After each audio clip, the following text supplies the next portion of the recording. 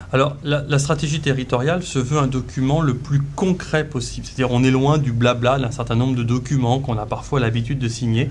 Ce sont 40 fiches actions très concrètes sur lesquelles on identifie un problème et on met en réseau les acteurs pour trouver les solutions ensemble.